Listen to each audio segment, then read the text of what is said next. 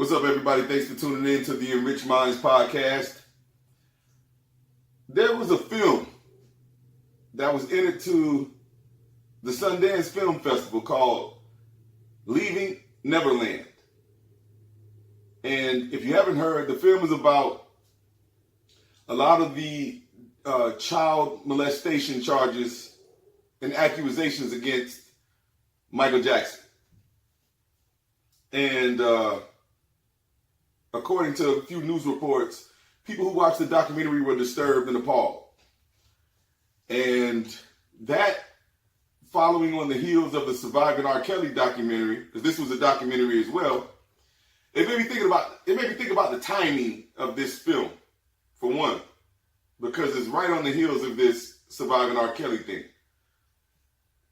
And in my opinion, that's good and bad. It's bad if anyone's trying to capitalize on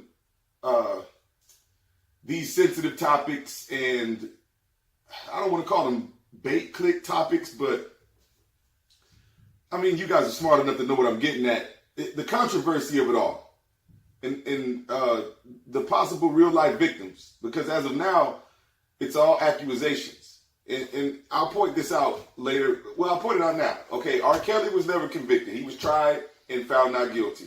Michael Jackson was tried and found not guilty. But there's a movement going on as we speak called Mute R. Kelly. And after this documentary on Michael Jackson, it makes me ask the question, is it time to mute Michael Jackson? Both claims are very similar. Both men were accused, both were found not guilty. Both are accused of paying off victims, for that matter. A couple of people attacked me on Twitter today.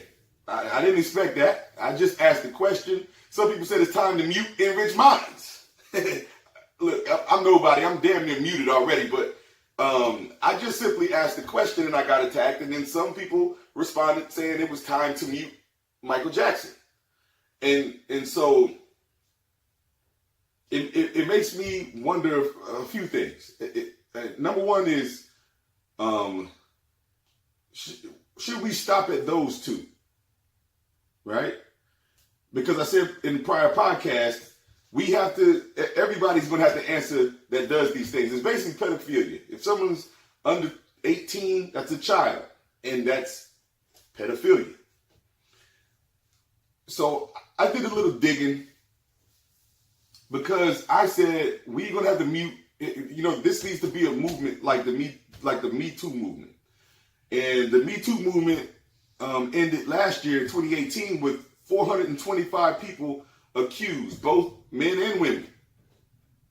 And for everyone that's outraged by the accusations of these men and the things that per se R. Kelly got away with or is going through and doing to young women, that outrage should be hurled at anybody who does these things to an underage person, male and female.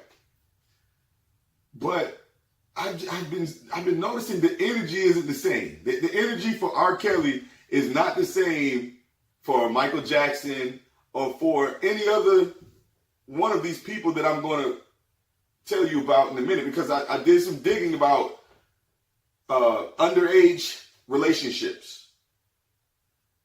And I didn't know this list was this big. And a lot of you probably know. A lot of you guys are probably smarter than me and more informed than me. I wasn't as informed as I became today when I started studying and researching the topic. And if we're going to mute R. Kelly, then we're going to have to mute a lot of shit. And I'm going to be honest, this list is disturbing. I don't know if all of you guys have time to sit and listen to the whole list, but it makes me wonder, in who's all complicit? Who is complicit to allow these things to happen? These men have been getting away with it forever, but some of these celebrities that I'm about to rattle off, you'd probably be shocked. Let's go ahead and jump right into it. Fuck it. the first person that I'm going to talk about, I had no idea. Some of you guys might have. I talked to a few buddies of mine before I started recording, and they were like, yeah, I heard about it. I didn't hear it. And I'm nobody anyway. I'm not that informed of everything that's going on in Hollywood and the music business. But number one is Paul Walker, the late Paul Walker. And according to several articles, he had a pattern of being overlooked for dating teenage girls. And the girl he was dating at the time of his death, they had been dating for 7 years. And they began in 2006 when he was 33 and she was 16. And apparently a lot of people knew that this was a pattern of his and nobody said anything. Right? So this being known now, where it's been known, are we going to mute or go dark on Paul Walker's movies? Fast and Furious is a humongous franchise that they're still developing films off of. Hobbs and Shaw is the latest installment. It's a spinoff, but it's still part of that whole brand. And a host of other movies that he's done, Takers and Deep Blue Sea, and I mean, he's got quite an impressive catalog. But it was known that he dated underage girls, and people overlooked it. So my question is, are we going to, now that we know, and now that this new movement is coming, the mute movement, or the go dark movement, are we going to mute these people and go dark? So are we going to go dark on Paul Walker? I'd like to hear you guys' opinion. Next is Sonny and Cher. Now, Sonny Bono was 27. Cher was 16. They got married 2 years later when she was 18. Cher's still alive. It'd be interesting to hear her weigh in on this topic because she was a teenager. And just so you know, they were married for quite a long time. So it wasn't a casual thing. This was, you know, an ongoing relationship. They were married for quite a long time. Longer than anybody by today's Hollywood standards, that's for sure. But is that wrong or is that right? And do we mute those two people's catalogs? Do we mute their music? Because this is the same thing. This is pedophilia. There's no easy way to put that. This is pedophilia. When you're dealing with children, sexual situations, it's pedophilia. Next on the list is Joel Madden. And I never really heard of him until I found out he was currently married to Nicole Richie. And I said, oh, okay, I still don't know him, but it makes me know him a little bit better. But anyway, Joel Madden was dating Hilary Duff when she was 16. And a lot of these relationships that I'm about to tell you about was kept on the down low because both parties involved knew it was wrong. But it's what I'm going to speak about later is it's all pertaining to underage girls that are comfortable in relationships with older men. Okay? Joe Madden's 26. Hilary Duff is 16. Junior in high school, junior or sophomore. Miley Cyrus. Miley Cyrus dated Justin Gaston. He was 20 years old. She was 15. Her father, the world-renowned Billy Ray Cyrus, signed off on the relationship. He's 20. She's 15. Next on the list. Gary Glitter. Now, Gary Glitter is a famous musician from the early days, the 60s and the 70s. And I'm not totally familiar with his music, maybe a few songs, but you can look him up. His name is Gary Glitter. He has a huge catalog. Well, anyway, Gary Glitter, he was convicted for child pornography in 1999. And he was also convicted for child molestation 7 years later in 2006. Now, this man is on record convicted, but his catalogs are steady churning. His publishing is steady raking in the big bucks. Next on the list, we talking about big bucks and talking about the catalog steady churning. Elvis Presley. Now, Elvis Presley began dating Priscilla Presley when he was 25 and she was 14. He married her 7 years later. They had a relationship for 7 years, beginning when she was 14 years old. She's still alive. She's still around to talk about it. Do we mute Elvis? Here's a person I definitely didn't know was going to be on this list, and I'm very surprised, which is Jerry Seinfeld. Yes, Jerry Seinfeld was 39 years old when he dated Shoshana Weinstein. She was 17 years old. He dated her for 4 years, and he vehemently spent a lot of time defending their relationship. And they broke up, and he got with his current wife. He was 39, she was 17. She was still in high school when he dated her. Luke Besson is next on the list. You probably don't know him by name. I didn't know him by name. You might. Some of you guys might. Some of you don't. Well, he's famous for his films such as Fifth Element, one of my personal favorites. Taken, which is another great movie. Leon, The Professional, another excellent film. And The Transporter. Jason Statham, big franchise, right? Well, he dated Mawin Libasco when she was 15 years old. And he married her when she was 16, and he had her pregnant. She was 16 with her she was pregnant with her first child at 16 by this 32-year-old filmmaker. And he made some very great films. But do we go dark on these films? And this is, I want all you guys to please answer and comment, or whatever platform you're listening to, comment on that platform, or hit me up on Instagram, enrichmind17. Next up on the list, Wilmer Valderrama. Now, I read several articles, and he's plastered all over them, and they were saying, well, pretty much what underage girl did he not date? Okay? Now, the first one was Mandy Moore, which is a famous actress. She was 17. He was 20 when he dated her. Lindsay Lohan was next up on the list. He was 24. She was also 17. And then the last on the list, I'm sure you probably know who she is. She's been in the news with some personal problems, drug problems, rehab issues. It's Demi Lovato. He was 30. He was dating her beginning when she was 17. Now, Wilmer's known for that 70s show. He doesn't have a big catalog to mute, but anyway, we still mute it. Do we still, go dark? Do we need to go dark on the reruns of that 70s show? Doug Hutchinson. I didn't know his name when it came up, but I recognized his face. Doug Hutchinson was the bad prison guard on The Green Mile.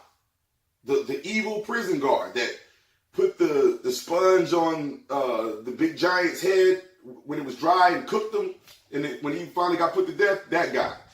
Well, I don't think he's that good in real life either. He was 51 years old when he married 16-year-old Courtney Stodden. 51. He's got a lot of film credits, film and TV credits. So do we go dark on those? Here's another one that's probably going to break your heart. David Bowie. David Bowie, when he was in his mid-20s when he allegedly took Lori Maddox's virginity. She doesn't remember exactly how old she was. She said she was about 14 or 15. But then right behind David Bowie comes Jimmy Page. And Jimmy Page was so into her, she was 15, he asked her mom to be with her. Next up is Chad Michael Murray. Now, Chad Michael Murray is from One Tree Hill fame, TV show called One Tree Hill. Well, he was 25 years old and working on that show when an extra came on set named Kenzie Dalton, and she was 17, and he had to have her. And they had a relationship for, it was about 4 years. But this is another person with an underage girl. For the female side, Fergie admitted herself that she fooled around and let a 16-year-old Justin Timberlake tap it when she was 23 years old. Do we mute Fergie? Wanye Morris, Boys the Men. He was with Brandy. Brandy was 16. He was in his mid-20s. They hid the marriage because they knew the age gap wasn't going to fly.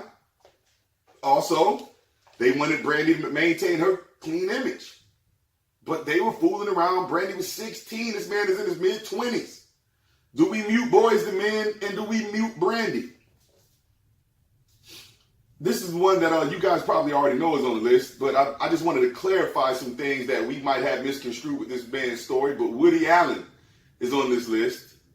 And, everyone considers him a piece of shit because he ended up with his adopted daughter. But I was always under the impression that she was underage, and she was actually between 19 and 21 at the time that they began fooling around. But there was a couple of women that weren't. Bobby Christina Englehart says he was 41 and she was 16 when she was fooling around with this guy. And the other woman, Stacy Nelkin, said she was 17 and he was 42. So this brings me to several big questions. And it's something that I spoke about before, but it's teen girls with adult men. What is the allure of it? I knew when I was growing up, it was the older men had the money. The other 16-year-old boys, unless you were fooling around with a life of crime or you had a good little nighttime job, you didn't have any money. So those girls wanted makeup, purses, high heels, a specific type of brand name clothing that we could not provide for them. The only people that could provide for them that was an adult man that had a job, had a full-time job, didn't have to go to school all day. So after this Surviving RKelly series comes out, RKelly clearly had a thing for, or has a thing for, teen girls, as do a lot of the people on this list. Do we have the same energy that we have for RKelly for the men on this list? And if we don't, it's a problem. It's a problem because you begin to become complicit with the behavior. Now, some of you guys listening are going to say, oh, well, in the Elvis era and in this other person's era, it was cool back then. Well, when did it change? When did it not become cool for a grown man to date a teenage girl? Someone please comment with the year. I want to know what year was it when all society said, you know what, it's not cool for an adult man to mess with a girl this age anymore. Now, I know some of you guys are going to say, well, it's the consent age. Well, each state has different consent ages. Some states, I believe Alabama, the consent age is 16. So what I'm saying is everyone on this list has to get treated with the RKelly treatment. Well, why? RKelly was found not guilty. But he's guilty. Just as OJ. OJ was found not guilty, but he's guilty in everybody's eyes. Nobody treats OJ as if he's not guilty. OJ can never get a job anywhere in Hollywood. Period. So, how do these men get a pass? How does Michael Jackson get a pass? What rules are we enforcing What is the exact set of rules? And if we enforce that on R. Kelly, we damn sure got to enforce it on this list, and we got to enforce it on all men who aren't famous and aren't prominent and aren't rich that do the same thing in your neighborhood. The same high school girls that can hardly walk home without a car pulling over and someone catcalling at them and someone trying to catch them at a vulnerable moment and take advantage of the teen girl. Just like every man on this list did. Now, for all you men out there that's listening that might not quite understand why it's wrong if the teen girl was down, is because you as an adult should tell her she don't need to be worried about that right now. She should be worried about performing the best she can in school and who she's going to go to the prom with, because she can't take your 25-year-old ass. It's pedophilia. We can't stop at R. Kelly. Now, I had a long conversation with this on this subject with someone over the weekend, and she said it was a great place to start with R. Kelly, and I agree. But we cannot stop with R. Kelly. This movement should gain the same steam, the same power, and the same notoriety as the Me Too movement. Now, the conflict comes in when some of you women that are listening might be like these girls on this list that didn't have a problem dating an older guy. You don't see the point. What's wrong with it? I'm mature for my age. But you're underage. You're still a kid. That man or that woman, because I was dealing with grown women underage too myself. So let me put that out there. It's illegal. Don't matter if I was down with it. Don't matter if I might have seduced her. It's illegal. So, where do we draw the line? Who's going to get muted? And who are we going to go dark on when it comes to film and television? And what are the set of rules? Because it can't be conviction. Because R. Kelly wasn't convicted.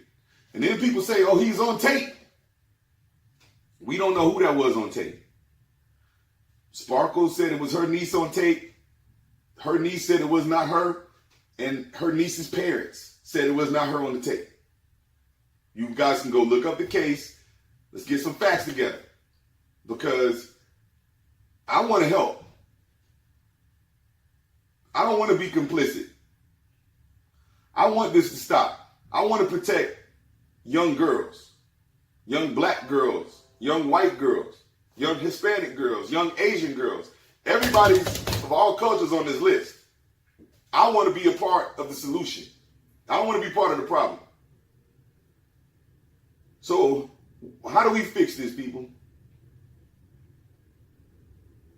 Who are we going dark on, and who are we muting? And why?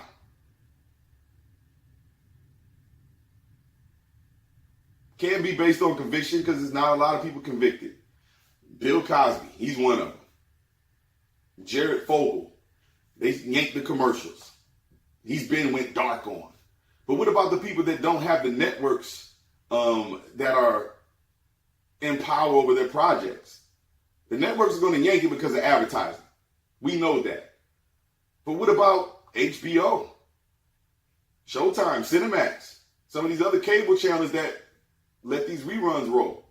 Leonard Six, all the Paul Walker's movies are rolling. So who's guilty and who's not, and why? And how do we stop this mess and prevent the next young girl from getting taken advantage of? I really hope you guys hit me with the comments and let me know your opinion, because this conversation needs to be just as big as the Me Too movement, because if we're muting R. Kelly, we're going to mute a whole lot of shit. Holla at me, people. Peace.